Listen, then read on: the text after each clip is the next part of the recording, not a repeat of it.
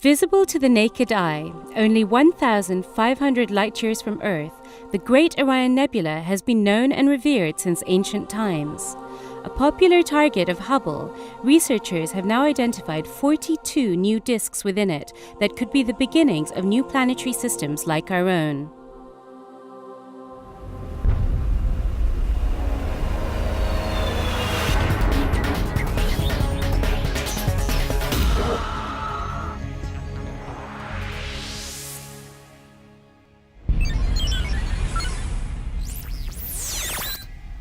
This is the Hubblecast, news and images from the NASA ESA Hubble Space Telescope.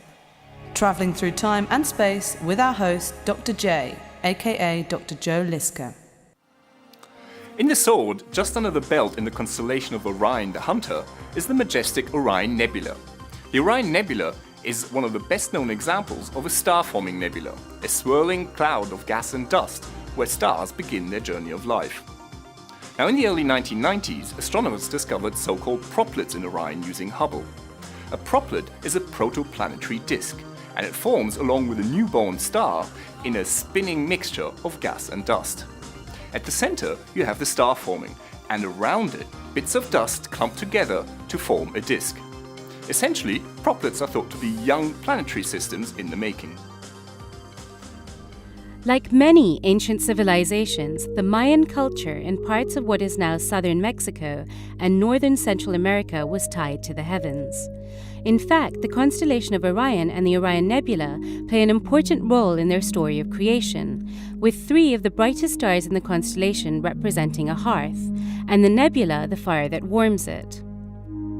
One of the first targets of astronomers after telescopes were invented in the 17th century, the Orion Nebula was also the first nebula ever photographed, over 100 years ago by the American astronomer Henry Draper, a pioneer in astrophotography. His photograph, taken in 1880, represents a milestone in the history of astronomy. Now, the beauty of the Orion Nebula is not its only draw.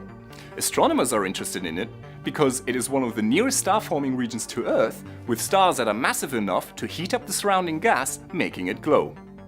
This fascinating object has been a favorite target of Hubble's from very early on in the observatory's lifetime. The sharpest image ever taken of the Orion Nebula was released in 2006. This image from Hubble's Advanced Camera for Surveys shows more than 3,000 stars of various sizes, some of which had never before been seen in visible light.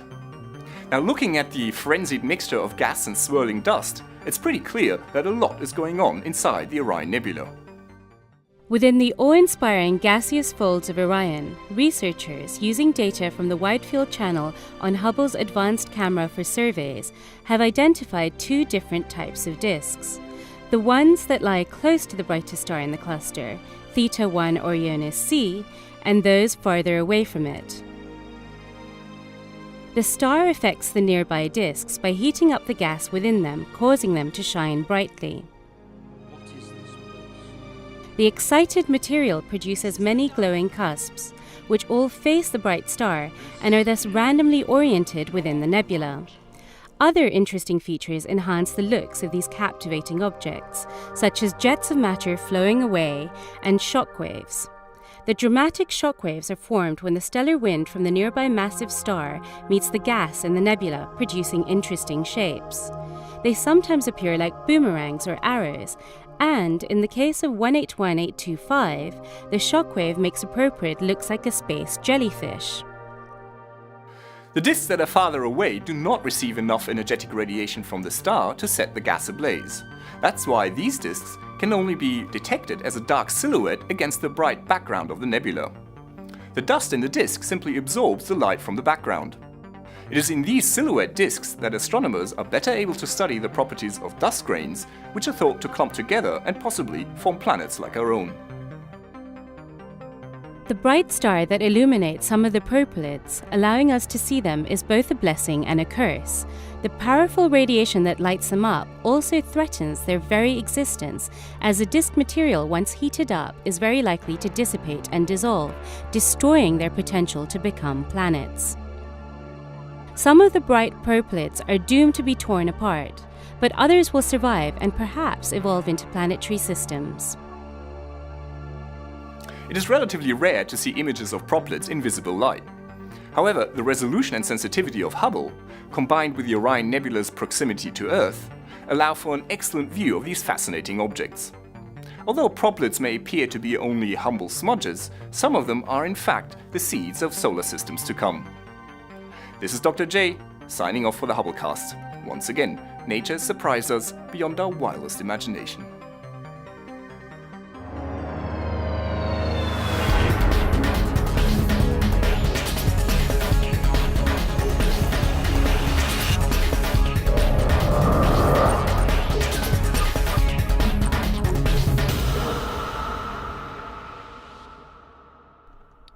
Now that you've caught up with Hubble, make sure to get the latest from the ground too. The ESA Cast highlights the best of the European Southern Observatory and its powerful telescopes that observe from high in the Chilean Andes, at the Southern Hemisphere's best-known sites for astronomical observations.